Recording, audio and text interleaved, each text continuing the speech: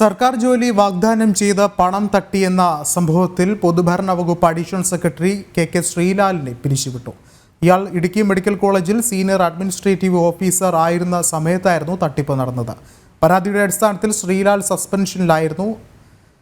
രശ്മി കാർത്തിക ചേർന്നുകൊണ്ട്. രശ്മി, എന്താണ് ഏറ്റവും പുതിയ വിവരങ്ങൾ?